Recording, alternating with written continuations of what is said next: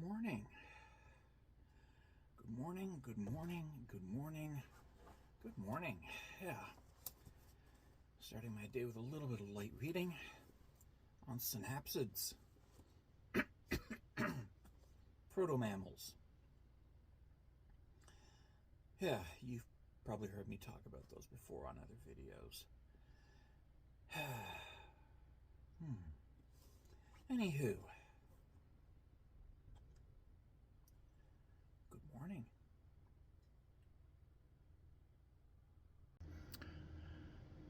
Yeah, so apparently it snowed last night. Oh, and Happy New Year's, everybody.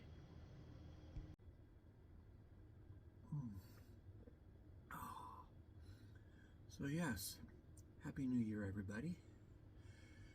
Happy New Year. Yeah. What's that old saying? New Year, same old me? Absolutely. Yeah. Who'd want me to change? I'm perfect the way I am.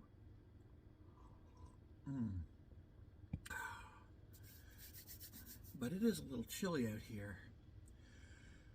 So I think I'm going to go back inside where it's warm. Anywho, see you inside. Yeah.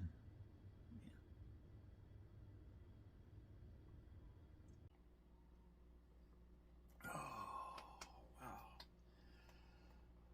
wow.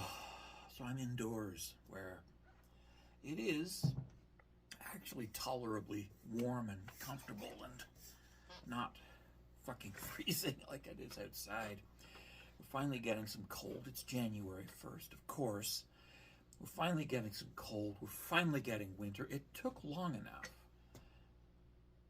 Yeah. For those of you who insist that climate change is a hoax, I suggest you actually try sticking your head outdoors and taking a look at the climatic conditions that we've been having, the general trending weather patterns over the last few decades. If it's a hoax, it's a very well-contrived and expensive hoax that involves physically moving the planet in order to change the actual observable weather patterns globally. Yeah. Some hoax, huh? Yeah. Anywho, yeah, so I started out talking about the synapsids, the proto-mammals of the Carboniferous and Permian periods. And yeah, they are my favorite extinct group of animals, the proto-mammals. And, well, you really need to read up on them because they are absolutely fascinating. Yeah.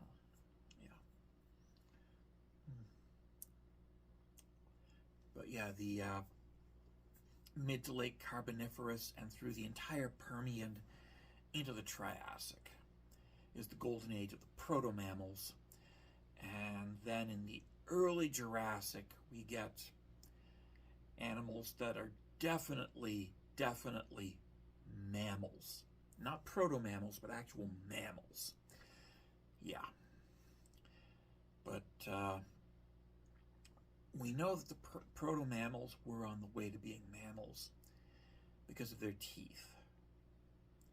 See, mammals and proto-mammals have a certain pattern of teeth.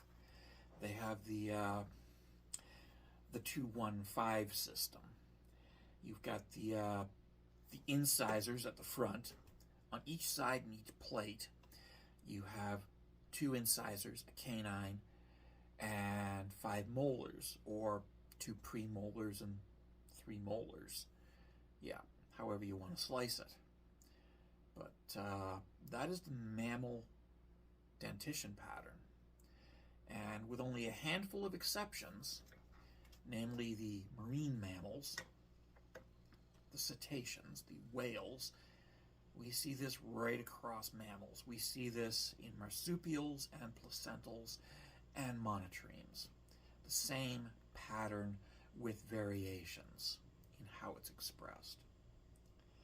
But yeah, the 2, 1, 2, 3 pattern. And it's a good working pattern. It allows mammals to have a varied diet, and it allowed us to become omnivores. Very effective omnivores, too, I might add. Yeah. Anywho, proto-mammals probably had hair because we can see in the bones the pits where whiskers would have anchored. And we can compare those to the faces of dogs, cats, wolves, etc.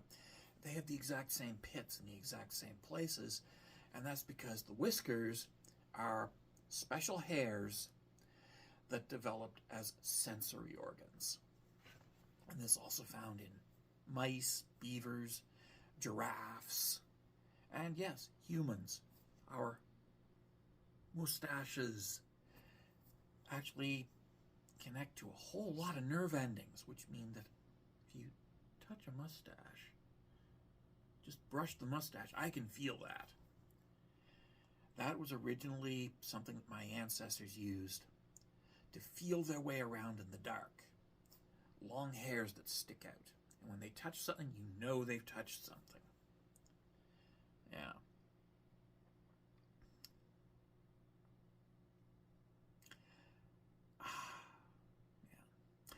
In any case, another sign that proto-mammals were well on their way to mammalianness is the obvious signs of parental care for young. And this really starts to become a thing in the Permian, where we see nests and evidence of child raising. We see this in Permian proto-mammals. The evidence of caring for the young. So we have the mammal dentition pattern, the mammal teeth. We have hair indicated by whisker connection points in the facial structure. And we have evidence of parental care. All this happened during the Permian. This is more than 250 million years ago.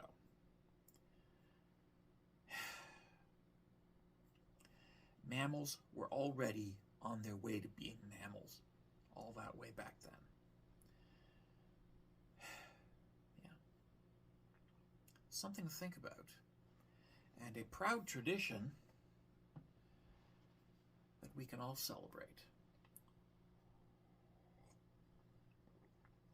A tradition that started actually more than 300 million years ago during the Carboniferous and the so-called sailback reptiles. Dimetrodon from your dinosaur playset is not a dinosaur. He is a synapsid. He's a proto-mammal. Yeah.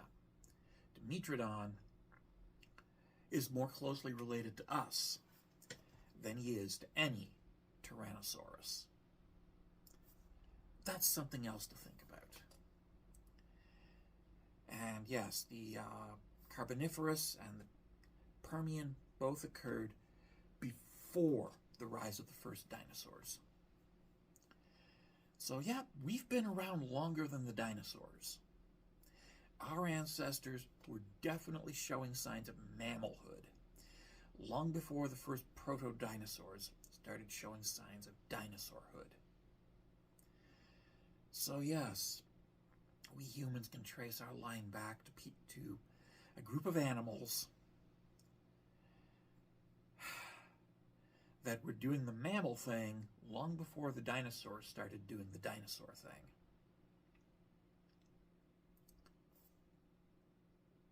That's something to think about. That is definitely something to think about. Anywho, I gotta make breakfast, I gotta do laundry, then I gotta go for a hike. I have a busy day planned. Happy Happy New Year, everybody. Love yous all.